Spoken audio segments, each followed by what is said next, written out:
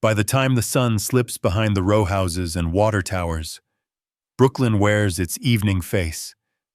Windows like little televisions flickering with private weather. Stoops rehearsing the day's final gossip. The East River dressed in copper. Noah Ellison pauses at the corner of Wythe and North 6th, a hand on the strap of his bag, and allows himself to watch. He always watches. How teenagers claim a curb as if drawing a boundary with their sneakers. How a delivery cyclist becomes a bright streak between taxis. How a woman adjusts her headphones when stepping around a puddle as if negotiating with the street. He designs for these micro-movements. In his head, the city is a solvable puzzle made of benches and trees, thresholds and light. He thinks about sightlines the way some people think about love. The office where he draws and renders and defends these thoughts is 2 subway lines away and 3 floors above a deli that fries eggplant all afternoon. Today he left at 6, early by the office's culture of noble self-exhaustion, and cut back across the neighborhood with a roll of sketches under his arm and his phone deep in a pocket. Notifications silenced. Silencing has become a discipline. Their apartment is the 4th-floor walk-up you say you won't take and then do because of the light. The front door clicks into quiet like a respectful guest. Inside, plants alive, thriving even, their leaves dusted each Sunday morning. A narrow console holding keys in a tray shaped like a leaf because Lena had said it would make the keys feel arriving, not dumped.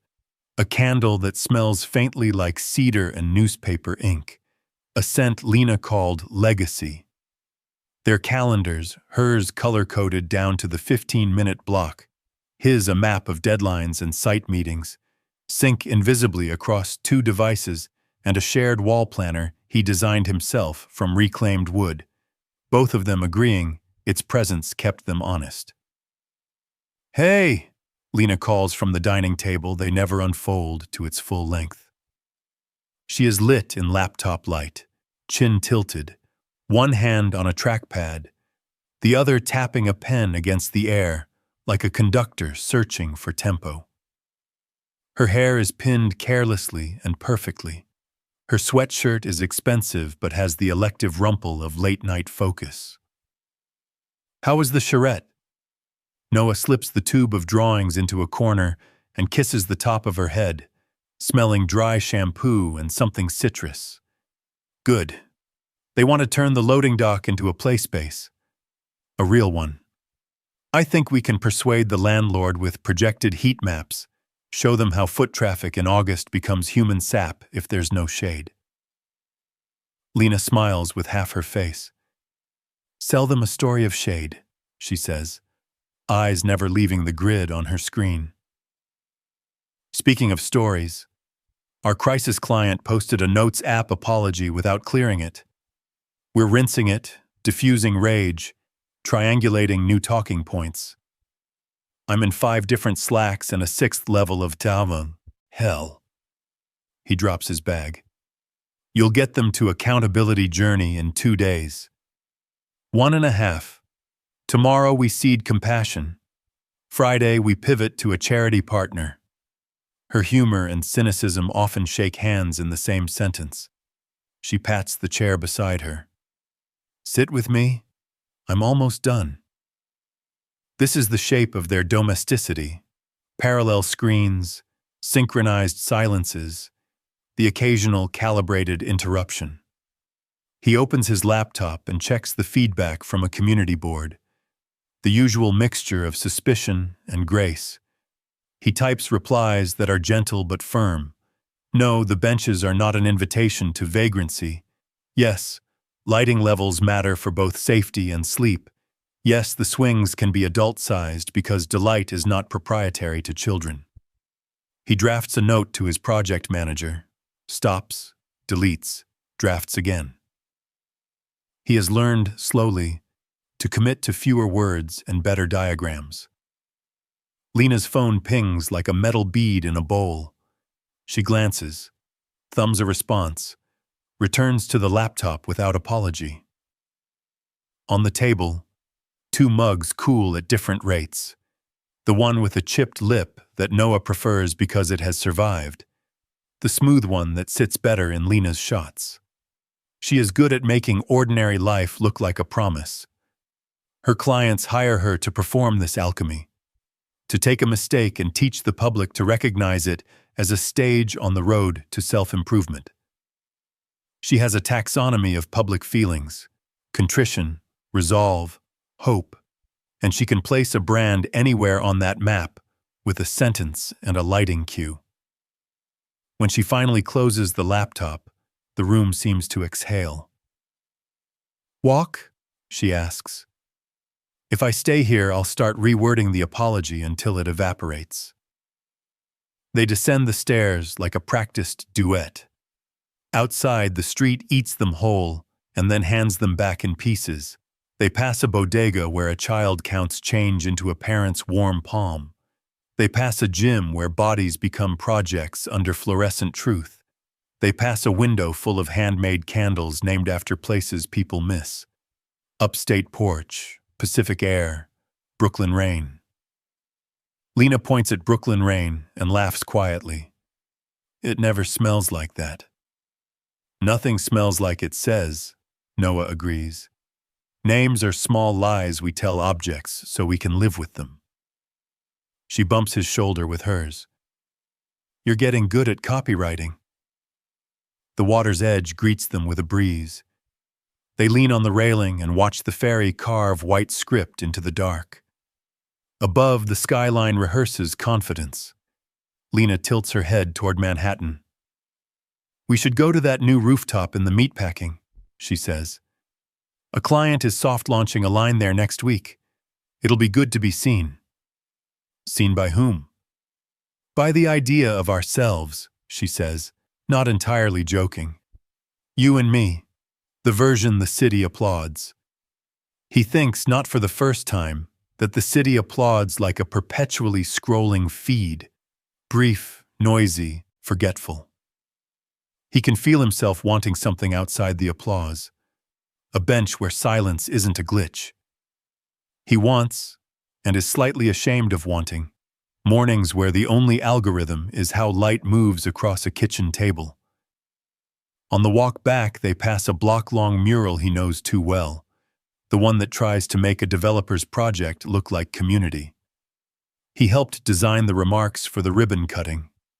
He keeps his eyes on the way a dog considers a pigeon, with respect instead of hunger. Lena is reading her phone while walking, an elegant hazard. "Sorry," she says without looking up. "I need to confirm a quote. They want to center healing, but not make it about them, which is impossible because everything they do is about them. Write them a sentence that sounds like an exit ramp." He smiles to show he's teasing, but she looks up and studies his face as if it has become a new dashboard. "Are you okay?" she asks. "You went quiet." "I'm thinking about shade," he says, "and the way a good bench makes two strangers feel safe sitting near each other without speaking." "That's why they pay you," she says, but softly, as if she knows the money is the least interesting part. Back upstairs, they make pasta in a choreography of habit. His hands on the garlic, hers on the lemon, both of them timing the heat by ear. They eat at the narrow table with their knees almost touching. She tells him about a junior staffer who cried in a restroom.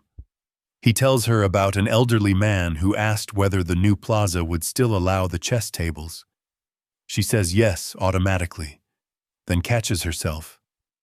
"Wait, that's your part." He nods. "We'll keep them. The tables have seen more policy than City Hall." They clean. They share a towel. They leave two plates to dry upright like shields. Later, in the bedroom that faces the back alley, they read for a while. She scrolls through an e-book she'll quote in meetings, He reads an essay about porches and the social contract. They turn out the light. The city conducts its nocturne. Sirens in the minor key. Laughter from the street like coins in glass. A late train suturing neighborhoods together. Noah turns onto his side. The white glow from the router's tiny eye paints a square on the ceiling. He thinks about Lena's talent with narratives, the way she can comb a snarl into a braid you'd pay to wear. On Thursday, they go to a friend's birthday at a Williamsburg wine bar, where all the chairs look like they were designed for people who don't mind discomfort, if it photographs well. Noah stands near a plant that is too glossy to be true, while Lena orbits with apparent ease, a moon pulling smaller moons. When he speaks, he feels the effort in it. When she speaks, he hears the practiced offhand charm. At one point, she plants a kiss on his cheek, as if pinning a medal. The camera belonging to someone else catches it. Later, he will see himself in a piazzant, stranger's story, and not recognize his own posture. Back home, Lena's calendar blooms with blocks labeled Deck, Run of Show, Wellness Panel, Flight. His calendar grows with site review, permit hearing, community input, budget. They compare, align, negotiate. They joke about who owns which weekend. They reschedule dinner with his sister because of her client, and then reschedule a walk with her father because of his deadline. The most intimate thing they share is the act of rearranging. On Sunday, Noah joins a group from the block to plant saplings along a narrow strip where asphalt has given up. Lena photographs him in the light that flatters granite and bone but refuses to post the picture. "I want it to be yours," she says, and he believes her. Afterward, when a neighbor brings out coffee in paper cups, he sees Lena listen, as if listening were a story she is willing to be written into. She has that too, the real attention that isn't for sale. That night, a storm shakes the window panes. The algorithm shows them 2 different worlds, and then 3, and then none. They pick a documentary and doze. When he wakes, he finds her asleep on his shoulder, her mouth parted. The sternness she wears for clients dissolved into a private tenderness. He stays still to keep from disturbing it, then reaches carefully to turn off the screen. The city breathes. The plants along the window lean toward Monday. Somewhere in his phone, an invitation waits to be accepted. Somewhere in hers, a crisis begs to be contained. Between them, the space is soft and exact. They are, by most measures that matter in their circle, succeeding. Calendars synced, narratives clean. 2 people moving in time with a city that rewards timing. And yet, in the dark, Noah's mind returns to the plaza design and the way people sit when they think no one is watching. He imagines a bench not captured by anyone's story, a place where a man can put down his bag, where a woman can smooth her skirt, where a child can ask a question and not be told to hold it in until the brand is ready to listen. He wonders, without wanting to, whether there is a bench inside his life where he can rest without being curated. He doesn't name that wonder. He kisses Lena's hair and closes his eyes, and in closing them sees a small, bright square of light, the kind routers make, the kind you can't turn off without losing connection. Outside, a siren grows and fades. Inside, the room holds its breath. The city applauds somewhere else. The plants do not care. The algorithm keeps score in a game he never agreed to play. In the morning, he will be up before her, grinding coffee while the street sweeper passes, drawing a line where a shade tree should go. For now, the polished city shines around them, a mirror so smooth it hides its cracks, The rooftop bar in Soho is the kind of place where everything looks rehearsed, but nothing is written down golden. Hour has just turned into its dimmer cousin. String lights looped above a skyline too self-aware to be romantic. Glass tables that reflect every ring left by a sweating cocktail. A light jazz trio presses sound through the chatter, and people lean toward one another as though the air between them were a kind of currency. Noah stands near the railing, a champagne flute in his hand, watching the Hudson turn black at the edges. Lena is a few feet away, mid-laugh, surrounded by clients and colleagues who orbit her like confident satellites. She looks every bit the professional myth she's built. Silk blazer the color of dusk, hair slicked behind one ear, the camera in her phone recording snippets of her own success. It's her agency's victory night, a campaign that spun a celebrity scandal into redemption, a story Lena architected word by word. She deserves it, Noah knows. He's proud of her, genuinely. But beneath the champagne and curated laughter, he feels slightly displaced, like a guest in a movie he wasn't cast for. A junior associate with too much enthusiasm taps a spoon against a glass. "Speech time," she announces. The crowd ripples with laughter, half dreading, half demanding performance. Lena grins, raises her glass, gestures toward Noah. "Noah's the reason I haven't gone completely insane this quarter," she says, half to the room, half to the camera still recording. "He kept me caffeinated and convinced me that sleeping is not a form of weakness. Babe, say something inspiring before I say something reckless." There's polite laughter, a cue he's learned to follow. Noah straightens, clears his throat. His voice is steady but soft, the kind that asks to be listened to rather than commands it. "I'll try to keep it short," he begins, and already someone near the bar mutters good-naturedly, "Please do." He smiles at that, takes it as a permission slip. "When Lena told me about this project, I didn't understand half the words.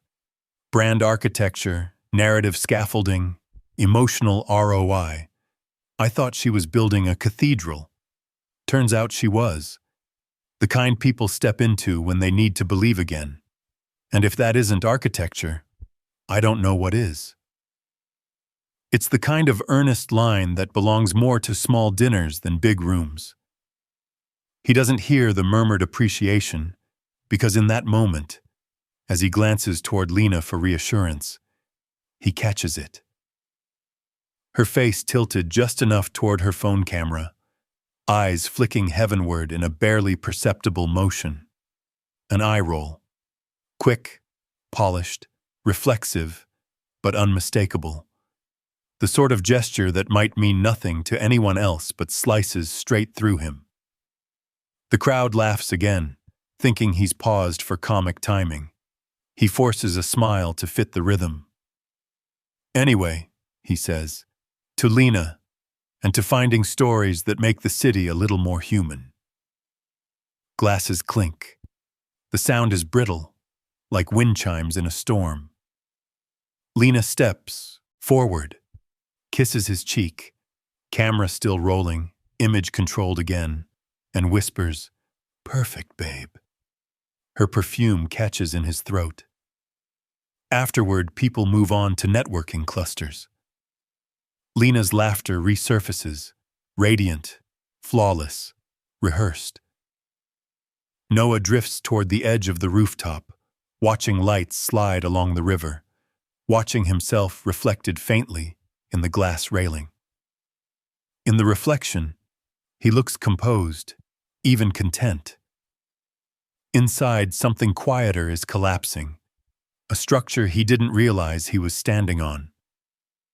A client approaches him, a man with cufflinks shaped like anchors. "That was lovely," the man says. "You're in design, right? Urban something?" "Public space," Noah replies.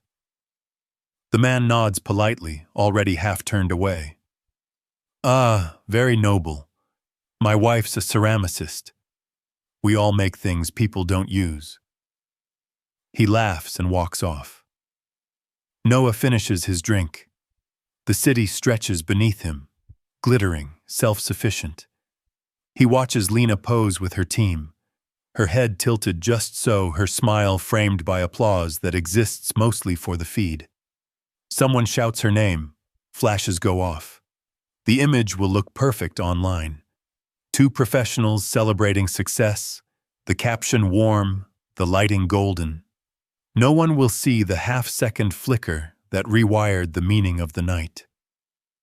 When they finally leave, the street hums with taxis and weekend promises. Lena's heels strike the pavement like punctuation. You were sweet, she says, looping her arm through his. Maybe too sweet. They love you, though. You're like narrative honey. Didn't feel like it, he says. You just need more confidence, she answers easily, her tone light, distracted. Next time, let's workshop your lines a bit. It's cute when you improvise, but the rhythm, never mind. You did great. She's already looking at her phone, replying to comments under her post. The subway station yawns open at the corner, a gust of air rising from below like breath from the city's throat. On the platform, they stand side by side, silent. The tiles shine with a film of moisture. A busker plays a saxophone that sounds like apology. Lena scrolls. Noah watches the empty tunnel, its black mouth waiting. When the train comes, they step inside, finding a pair of seats opposite each other. Fluorescent light flattens everyone into grayscale.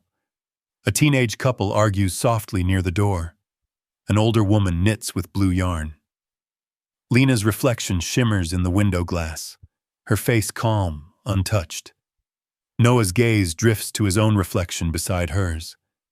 For a moment, he studies the small space between them, the air dense with words unsaid.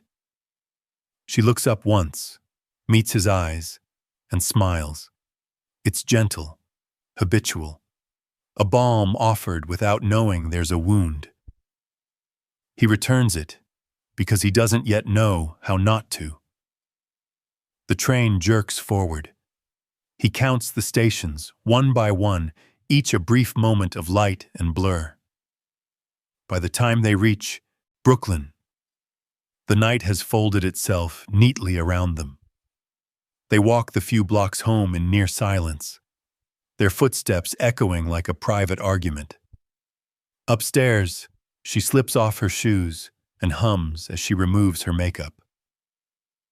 Big day tomorrow, she says from the bathroom.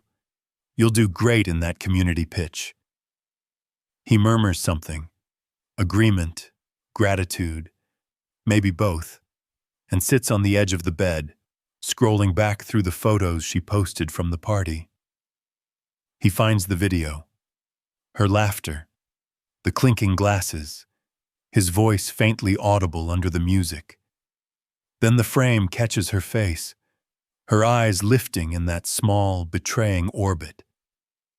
The gesture is gone in a blink, but it's there, preserved forever by a platform designed to reward moments like these. He closes the phone, sets it face down on the nightstand. The city murmurs through the open window. Sirens, wind, a dog barking 2 streets away. In the dark, the applause replays in his head, hollow and metallic. He lies back and stares at the ceiling, feeling the silence press down. Not heavy exactly, but exacting, like consequence. Somewhere beside him, Lena breathes evenly, her back turned. Noah blinks once, twice, and in that small motion knows, without words, without evidence beyond that flick of an eye, that something essential has shifted. The room looks the same, but it doesn't belong to him in quite the same way.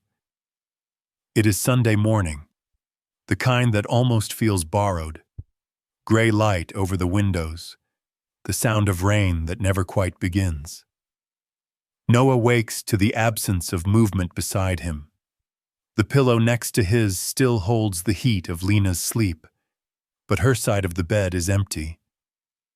He hears her voice from the kitchen, the practiced warmth of her client tone.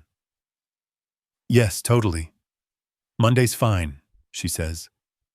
"I'll get the draft to you by noon. And thank you for trusting me with this."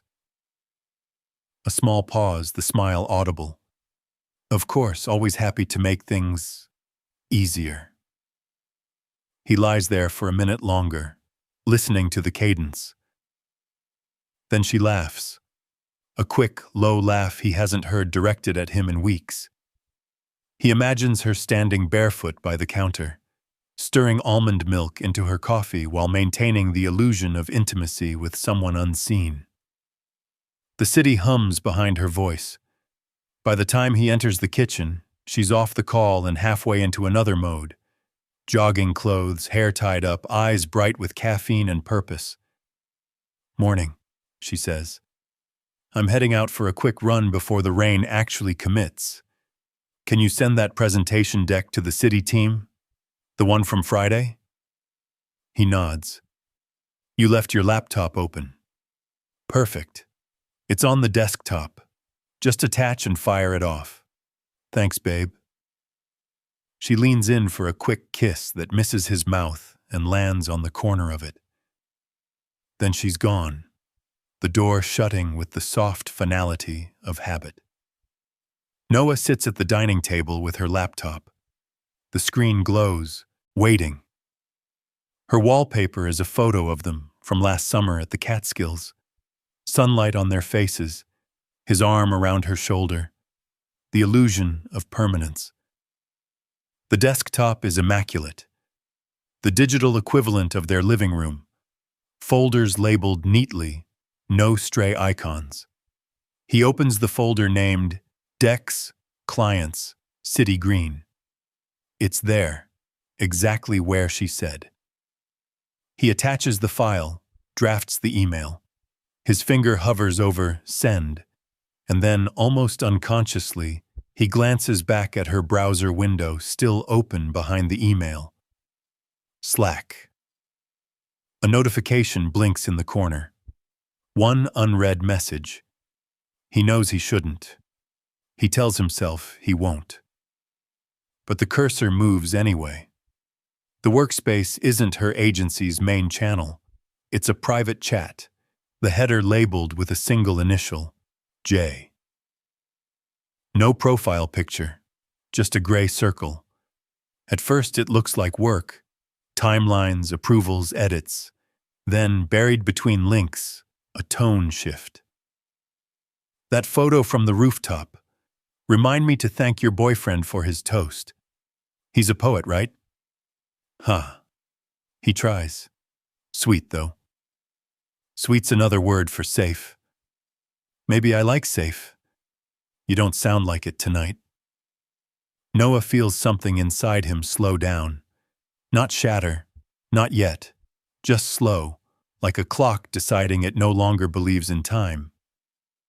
He scrolls upward, the weeks unfolding like evidence. Emojis disguised as jokes, late-night meeting invites that drift past midnight. One message referencing the hotel lobby nobody saw. Another, "You make crisis management sound indecent." He doesn't move. The cursor blinks, patient. His reflection stares back at him from the screen, distorted by brightness. His first instinct is denial. Surely it's teasing, performative. PR people flirt with words. Maybe it's just another act of language. But then he reads a line that removes all doubt. "I still smell your cologne on my scarf. Should I be worried or flattered?" Lena's reply, "Depends who asks." Something cold passes through him. Not anger, not even heartbreak yet, but a precision, like glass being cut. He exhales, long and even. The sound in the room changes. The refrigerator hum becomes a low pulse. The rain outside finally begins. He watches a single drop slide down the window and imagines it tracing a map of escape. His hand moves toward the trackpad again, wanting to scroll further. The impulse is violent in its simplicity. But he stops. It feels suddenly obscene, like standing in the doorway of something burning and choosing to step in just to understand the heat. Instead, he closes the tab, the small X in the corner, a single motion. The Slack window disappears, replaced by his email draft waiting obediently. He hits send. The message whooshes into the ether, business as usual. For a moment he stares at the empty inbox, then shuts the laptop and folds his hands over it, as though holding a confession still warm from being spoken. Outside, siren winds through the neighborhood. Inside, the silence feels textured, like static. He can still hear her voice from earlier. Always happy to make things easier. He pushes the laptop slightly away from him and rests his elbows on the table. The wooden surface bears faint scratches from years of shared dinners, late-night takeout, and laptop edges. They once promised to replace it with something sleeker, but never did. Now he's glad. They've left marks, proof that life happened here, imperfectly. Noah rises, walks to the window. Across the street, a man in a hoodie pulls his dog along the wet sidewalk. A couple argues gently under a shared umbrella. The city doesn't notice his revelation. It never does. He thinks of calling her, confronting her. But the thought of hearing her explain, her PR instincts slicing guilt into something palatable, feels unbearable. He imagines her turning betrayal into a brand statement, apology into optics. So he doesn't call. He makes coffee instead. The act feels mechanical, grounding. He measures the grounds precisely, pours the water too slowly. The smell fills the kitchen, earthy, indifferent. When Lena returns, flushed from the run, she tosses her phone on the counter and says, "You're a saint, thank you. Did you send it?" "Yeah," he says. His voice sounds normal. She smiles, brushing damp hair from her face. "You're the best." He nods. He almost says something, almost asks, "Who's Jay?" But the words don't form. Instead, he watches her pour herself a glass of water and scroll through her notifications. Her face glows faintly in the light of the screen. She hums along to a pop song leaking from her earbuds, oblivious to the quiet storm in the same room. He sips his coffee, the bitterness grounding him. He knows now that silence isn't weakness, it's containment. Later, when she showers, he sits again at the table, opens his own laptop and sketches. Lines, grids, curves that intersect and break. The drawing becomes a plaza, then a void, then a threshold. He erases the benches and replaces them with trees. By the time the water stops running, he's drawn a door that doesn't lead anywhere. He stares at it for a long time. Closing the tab wasn't restraint. It was a vow. Not to forgive, not to confront, but to stop performing surprise at what was always there, waiting. He saves the drawing, shuts the laptop, and looks out at the rain-soaked city. Somewhere, a rooftop bar glitters above the noise. Somewhere, her phone buzzes with another message. And in the quiet apartment filled with living plants and synced calendars, Noah breathes in the air of a space that has just, imperceptibly, changed shape. There is a certain choreography to staying after betrayal, a rhythm of repair that everyone else seems to know by heart. Be modern, friends tell him. Don't be dramatic. People make mistakes. They say it with practiced ease, as if forgiveness were a fitness regimen. One colleague even sends him a link to a podcast about post-infidelity growth. Another texts a heart emoji and, unprompted, a quote from Brené Brown. Noah thanks them all. He says he's fine. The word fine becomes a trick of architecture, a way of keeping the roof from caving in while the beams quietly rot. At first, he tries to do what they expect. He schedules therapy, finds a counselor in a midtown office that smells faintly of mint and wet wool. The therapist, a woman in her 40s with calm eyes, asks about his work, his sleep, his appetite. She listens without leaning forward, her silence neither judgment nor sympathy. You don't have to decide today whether you stay or go, she tells him. Just try to observe what survival looks like in your body.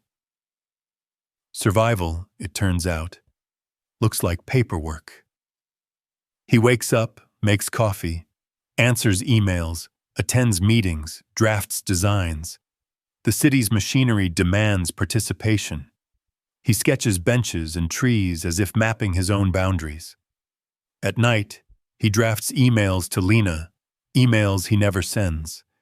Each one a small excavation of anger disguised as reason. I read the messages. I know about Jay. I don't need details, but I need honesty. Delete. We can't fix what you keep performing. Delete. I miss you, and I hate that I do. Delete. The unsent words pile up like sediment in a riverbed, shaping a current he no longer controls. Lena, for her part, alternates between contrition and justification, toggling between two languages, personal and professional. It was a mistake, she says one night, eyes glassy from exhaustion. I crossed a line, but it wasn't real. You know how this industry works. Late nights, blurred boundaries, constant flattery. It's survival. Noah doesn't argue. He nods because nodding is easier than trying to explain how words can be intimate without touch. How mockery from someone you love can unmake the world faster than any affair. Another night, she cries. You mean more to me than any of that. I swear. I believe you, he says. But even as he says it, something inside him stays seated, arms crossed. The apartment becomes a stage set of quiet performances. They move around each other like actors who've lost the script but remember the marks. He sleeps on the couch, for space, though she insists it isn't necessary. She texts him during work hours, heart emojis, short apologies, the occasional meme about couple resilience. He replies politely. At dinner, they rehearse normalcy. She talks about a new campaign. He talks about a grant proposal. Between bites, silence thickens, waiting to be named. One evening, while she's at her laptop editing a crisis statement for a client caught cheating on his wife, Noah almost laughs at the symmetry. She looks up. What? Nothing, he says. And it's true. There's nothing left to say that isn't an echo of something already said. He starts therapy twice a week. The sessions become a metronome. He talks about control, about silence, about the peculiar violence of having your dignity reduced to optics. The therapist asks him where in his body he feels anger. My hands, he says after a long pause. They always want to close. He runs more, draws more, stays longer at the office. The couch becomes both refuge and punishment. The smell of her shampoo lingers on the pillow. He flips it nightly like a coin, trying to land on peace. One night after midnight, he hears her whispering on a call in the bedroom. The tone is different now, businesslike, brittle. No, Jay, it's done, she says. Please don't text me again. This isn't salvageable. She pauses. Because he deserves better. Because I do too. He lies on the couch, eyes open, the ceiling fan circling slow and useless above him. He should feel relief, maybe even vindication. Instead, he feels tired, like someone who's watched a play repeat for too many nights, knowing all the cues but never the meaning. Days pass. They share groceries, calendars, small mercies. He catches himself noticing the curve of her shoulder as she types, the way she hums when she concentrates. The body remembers tenderness even when the heart refuses it. He hates that part of himself, the one that still wants to reach across the table and tuck a loose strand of hair behind her ear. When friends ask how they're doing, Lena says, "We're working on it." The phrase fits neatly into conversation, the way her clients fit their apologies into captions. Noah smiles on cue, but the air in the apartment changes. It feels thinner, stretched. Even the plants begin to droop as if absorbing the quiet tension. Dinners end with untouched wine. They start watching separate shows, wearing headphones in the same room. On a Saturday morning, while she showers, he finds a new notebook and writes only one sentence on the first page. Forgiveness is a performance I can't sustain. He closes the notebook and slides it into his desk drawer. Later, she emerges, towel around her hair, asks if he wants to go to brunch. He looks at her, really looks at her, and realizes how much effort it takes for both of them to keep pretending that trying is progress. Maybe another time, he says. She hesitates, searching his face for the right script. Sure, she says finally. We'll figure it out. He nods. She leaves. The door shuts. The room exhales. Noah sits by the window, watching a delivery truck idle below, the driver tapping his fingers to a song the world can't hear. He thinks about the architecture of air, how it carries sound, how it thins when words are withheld too long. In therapy that week, he tells his counselor, "It's like we're living in a vacuum." She nods. A vacuum keeps things from decaying, she says softly, but it also keeps them from breathing. Noah smiles faintly. The next night, when he lies on the couch, again, he listens to the faint hum of the fridge, the rustle of sheets in the other room, and wonders which of them is suffocating slower. The charity gala is held in an old post office turned event space, a cathedral of reclaimed brick and curated sincerity. The banners read, "Restoring communities through connection," a phrase so vague it offends no one. Candles flicker inside glass cylinders. The air smells faintly of rosemary and money. Noah comes because Lena asks him to. "It'll be good to be seen together again," she'd said that morning, adjusting her earring in the mirror. "Optics, you know?" He'd nodded, not trusting himself to reply. They arrive just after sunset, their reflections moving together across the marble lobby. She wears black silk, simple and expensive. He wears the only suit he owns that still fits his shoulders. The check-in desk offers champagne. The name tags offer identities. Lena Caro, Strategic Narrative Advisor. Noah Ellison, Urban Design Consultant. Two roles that sound adjacent but are built on opposite instincts. She edits reality. He tries to build space for it. The room hums with low laughter and polite ambition. Influencers pose by a floral wall while donors discuss metrics of impact. Noah spots familiar faces from her agency, their confidence gleaming under the dim amber light. Lena is immediately absorbed into conversation, her hand on someone's forearm, her smile a precision instrument. He wanders toward an installation near the back, a display of photographs from past projects, children painting fences, volunteers sorting donations, executives holding shovels for photo ops. It all looks like benevolence lit for camera flash. That's when he hears the voice. Noah, right? He turns. The man standing before him is taller than he expected, with the cultivated casualness of someone who's never been told no. A tailored suit, open collar, tan that seems permanent. Jay smiles. There's no need for introduction beyond that. The letter has become a face. Yes, Noah says evenly. You must be guilty as charged. The grin is smooth, professional, entirely unembarrassed. I've heard a lot about you. Noah nods once. I can't say the same.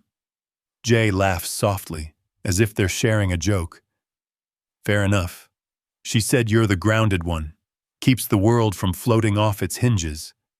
That's a gift. Or ballast, Noah replies. Jay's eyes flicker, assessing whether the line was humor or warning. You know, he says, lowering his voice conspiratorially, I'm glad she's got you. The industry eats people alive. Too many late nights, too much pretending. You should be proud of her. I am. The words are true, but the tone is not. Lena appears then, as if summoned by the tension in the air. Here you are, she says brightly, slipping between them. Her hand touches Noah's arm, gentle, proprietary. Jay was just telling me about the next campaign launch. Jay smiles. Just logistics. I'll let you two mingle. Pleasure meeting you, Noah. He disappears into the crowd before Noah can answer. Lena's smile fades the moment Jay is out of sight. Please, she murmurs. Don't make that face. What face? The one that says you've already written the ending. He looks at her. I don't have to write it. It's already published. She sighs. This was months ago. I told you it's done. I need tonight to be clean. For both of us. For the optics, he says. Her jaw tightens. No, for the sanity. You think I enjoy walking into rooms wondering who knows? I'm trying to fix this. Without changing the story. Because the story still matters, she says sharply. My work, our reputation, none of it survives scandal. We just need to move forward. Noah studies her face. The controlled poise, the practiced vulnerability. He realizes she isn't asking for forgiveness. She's asking for continuity, for him to rejoin the narrative as though nothing ever ruptured. He glances around the room. The soft lighting, the curated kindness, the symphony of self-congratulation. He sees how desire and access bleed into one another here. The same tone in every laugh, the same choreography of touch disguised as networking. He imagines how easily she could have slipped into that other life, one where charm is currency and intimacy is a deductible. Do you ever get tired of performing? He asks quietly. She blinks. This isn't performance, Noah. It's survival. For you, maybe. He sets his glass on the table. For me, it's erasure. Her eyes flash with something between fear and anger. Don't do this here. He doesn't. He walks toward the balcony instead, needing air. Outside, the city spreads below, unapologetically itself, loud and alive. He grips the railing and breathes. The sound of laughter filters through the glass doors, muffled, distant. After a few minutes, Lena joins him, arms folded against the cold. For a while, they say nothing. The wind moves her hair across her face. He wants to tuck it back, but doesn't. You think I'm a liar, she says finally. I think you're very good at stories, he answers, even the ones you tell yourself. She looks at him, eyes bright in the low light. Then tell me how to make this right. He turns to her. Stop needing it to look right.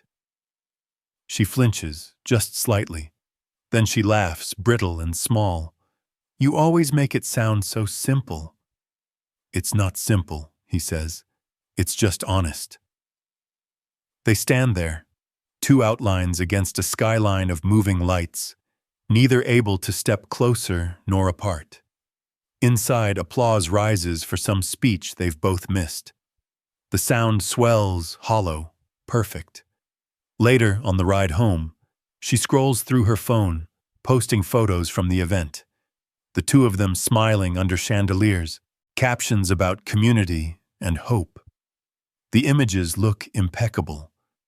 Noah watches the blur of buildings outside the car window. He doesn't speak, but in his chest, something has begun to arrange itself. Not an explosion, but a structure.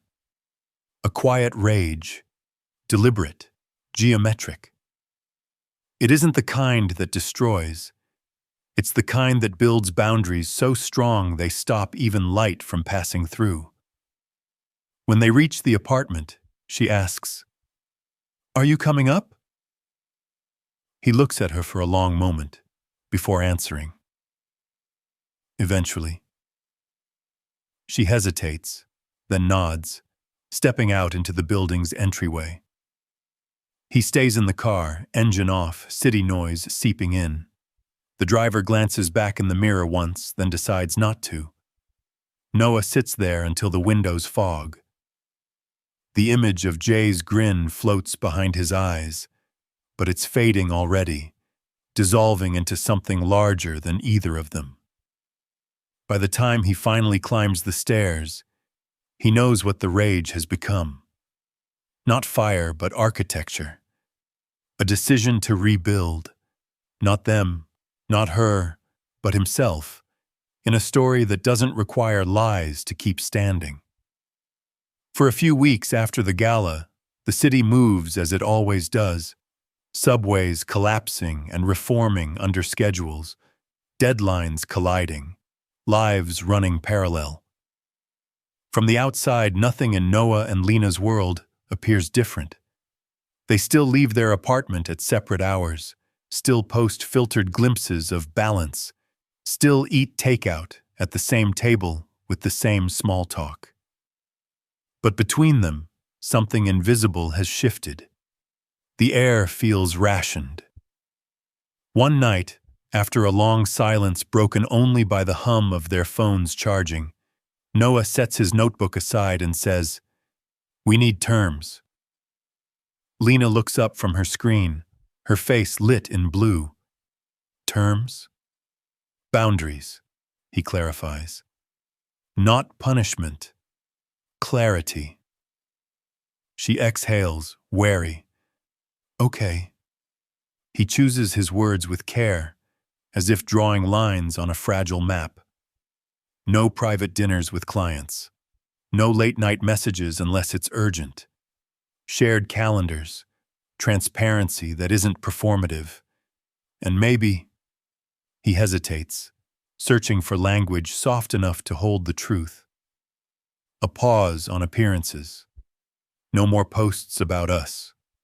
No stronger together captions. Let's just be for a while.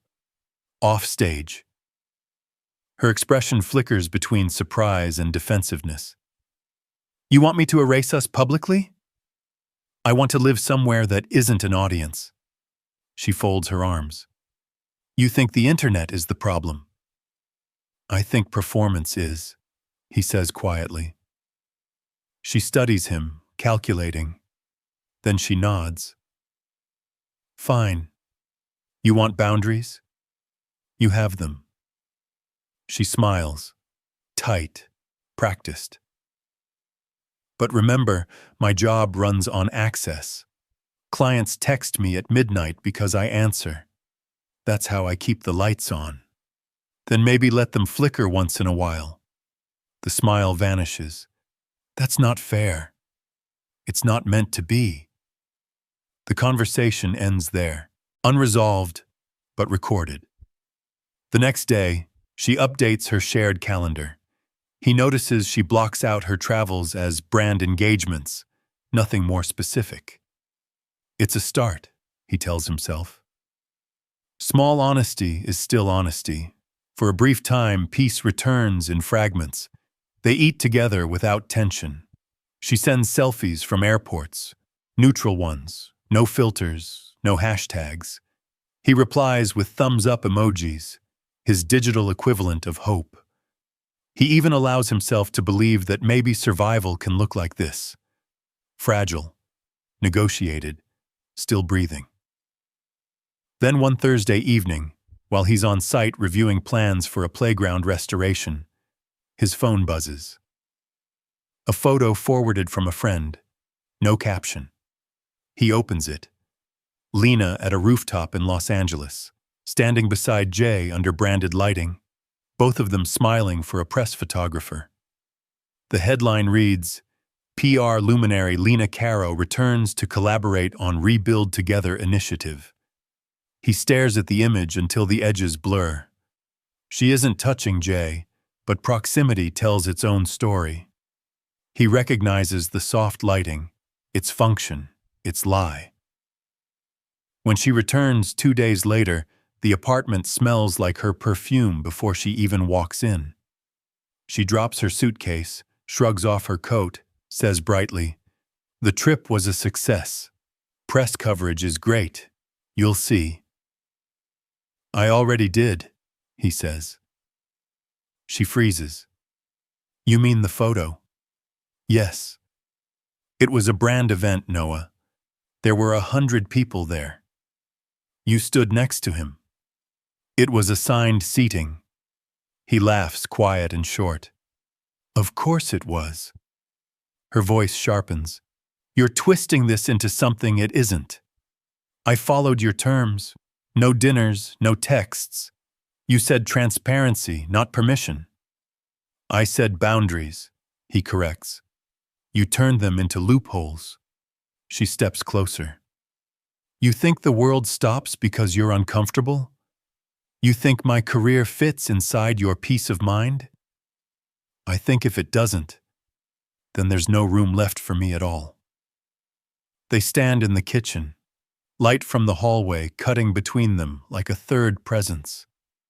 He sees the exhaustion behind her anger, the desperate calculus of someone who built her life on visibility and now fears irrelevance. She sees his restraint and mistakes it for weakness. He finally says, "You can have the life that rewards ambiguity. I just can't live in it." Her expression softens for a moment. Regret flickers like a bad signal. "You're overreacting," she whispers. "I've been underreacting for months." He turns away, his hands trembling slightly, not with rage but with release. The room feels smaller now, as if the walls are moving inward, erasing the illusion of safety they once built together. That night, he doesn't sleep on the couch or in their bed. He stays by the window until dawn, watching the city pulse through its cycles of noise and quiet. Below, a bakery opens early. A man drags crates of oranges into the morning. The air smells like yeast and rain. He realizes, in that slow light, that staying would mean shrinking, compressing his life to fit the narrow corridors of her justifications, learning to breathe through the cracks of her career's ambiguity. He would become small inside his own story, an accessory to her version of redemption. When the first train rumbles beneath the street, he picks up his sketchbook and writes a single sentence across a blank page. Clarity is not cruelty. Then he closes it, sets it on the table, and starts packing a bag. Lena stirs in the bedroom, unaware. He looks once more around the apartment, the plants thriving, the synchronized calendars glowing faintly on the wall, the scent of her still heavy in the air. It's a life that photographs well, but he no longer wants a life that performs. Outside, the city waits, uncurated. He steps into it, the morning wind cold against his face, the quiet inside him finally organized into something solid. Not anger, not sorrow, but a boundary that feels like breathing. The wedding is held at a vineyard 2 hours north of the city, the kind of place where time behaves differently, slower, more deliberate, perfumed with soil and sunlight. Rows of vines run down the hills like green calligraphy. The air smells of crushed grapes and late September. On the invitation, the dress code reads Pastoral Elegance. Noah borrowed a navy suit from a friend. Lena wears a pale gown that moves like smoke when she walks. It's her sister's wedding. But to everyone there, it's also something else. A soft rehearsal for reconciliation. Her mother's smile holds too much hope. Her father's handshake too much relief. "You two made it," he says, clapping Noah on the shoulder as if survival were a medal. "After everything, look at you." "Yeah," Noah answers. "Look at us." The ceremony unfolds in careful beauty. Linen chairs, string quartet, a gentle officiant who quotes Rilke. When the couple kisses, applause ripples across the field, harmless and bright. Lena squeezes Noah's hand for the cameras. From a distance, they look whole. The reception takes place inside a refurbished barn, fairy lights draped between beams, mason jars glowing like caught stars. Long tables stretch with wine, bread, laughter. Lena moves easily among the guests, her natural habitat, offering compliments, posing for photos, brushing his arm just enough to keep the illusion intact.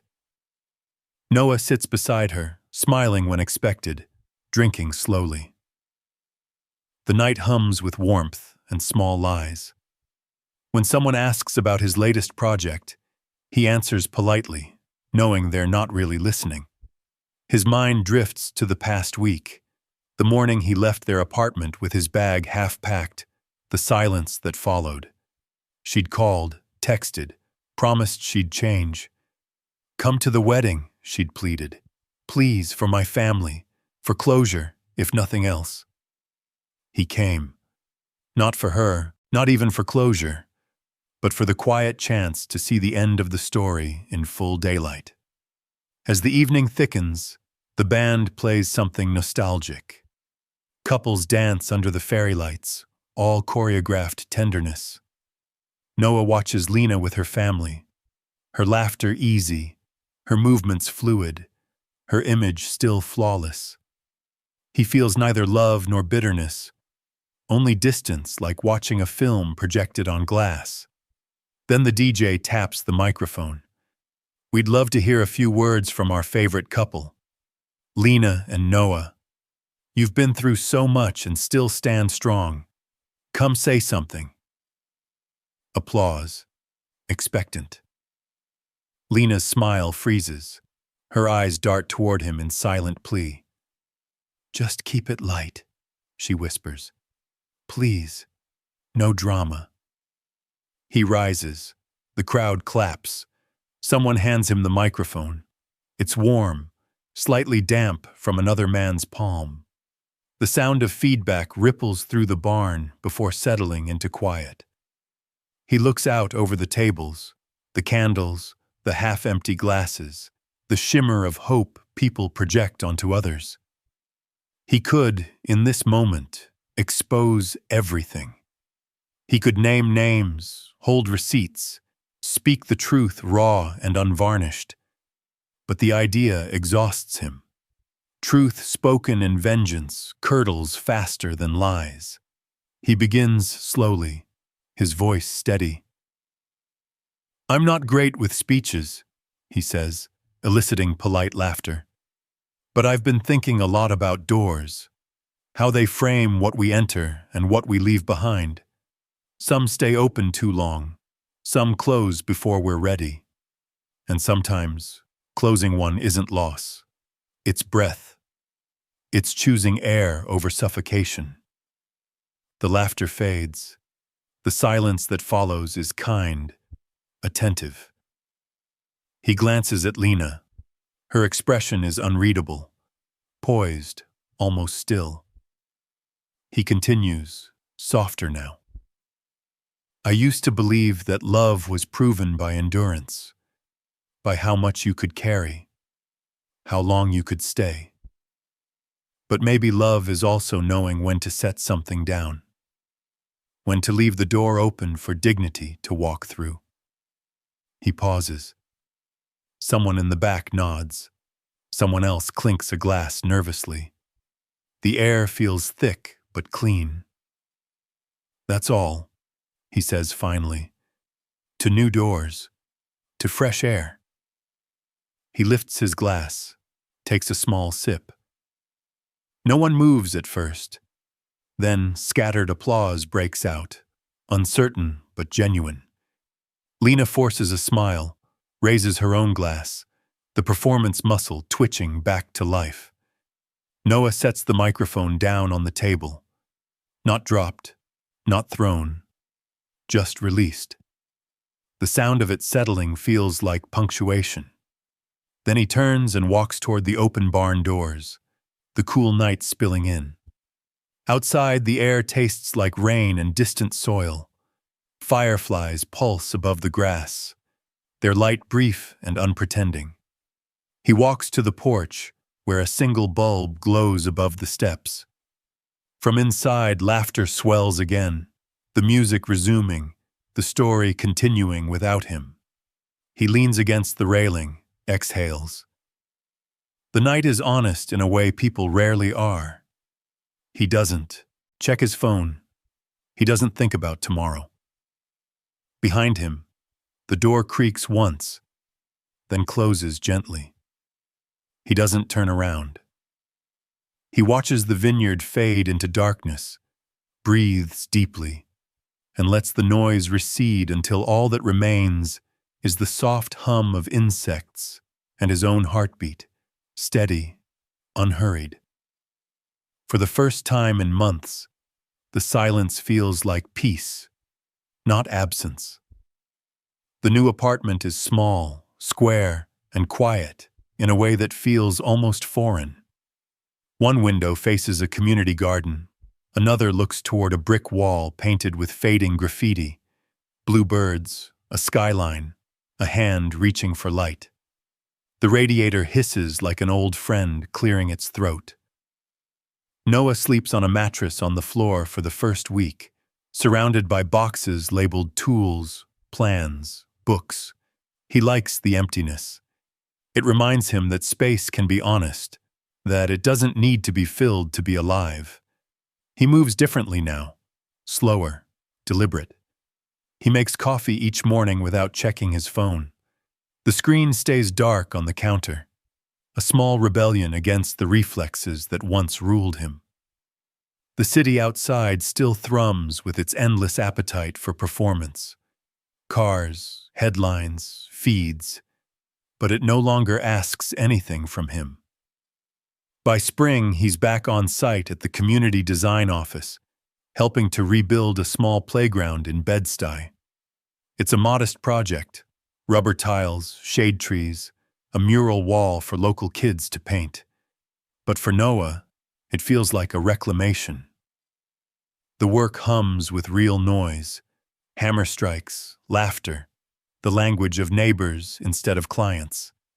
He knows the people now by their first names. Mrs. Jefferson, who brings lemonade. Tony, who jokes too loud. Little Aisha, who insists her swing be painted sunset pink. At lunch, he eats on the curb with the crew, the smell of soil and asphalt mixing in the air. His palms are rougher again, his clothes streaked with dust, but there's a kind of purity in it. Nothing curated, Nothing for show, sometimes. When a breeze cuts through the block, he catches the faint rhythm of music from a passing car and feels a pang of something like joy, unannounced and uncaptioned. Lena's presence remains, but only as static in the background. Every now and then, a mutual friend sends a link to her new posts.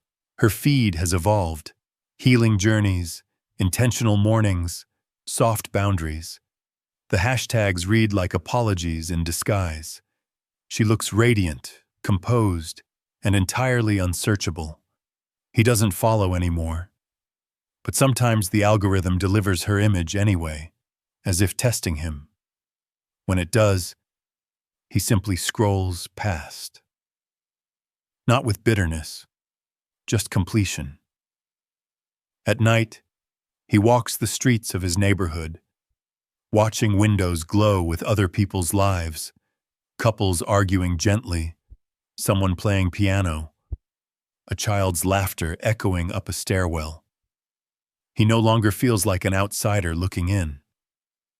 He's part of the city again, not its audience. His therapist calls it integration, but Noah just calls it breathing.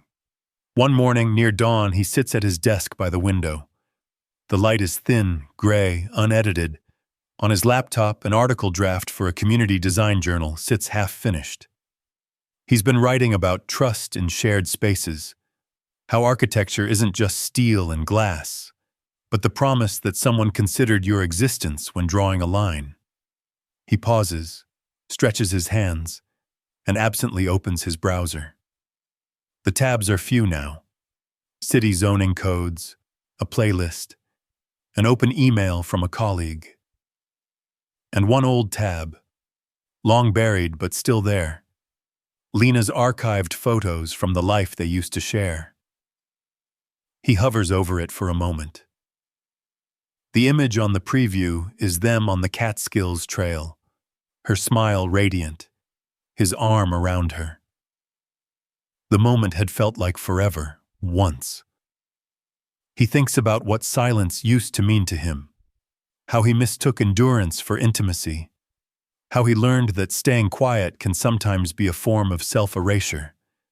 He moves the cursor toward the small X in the corner. Click. The tab closes without fanfare. Outside, the first train of the morning rumbles through the city, shaking the window glass. He smiles faintly, not at the noise but at the ordinary beauty of it. A neighbor calls to her dog below. The sky begins to bloom from gray to pale blue. Noah opens a new document.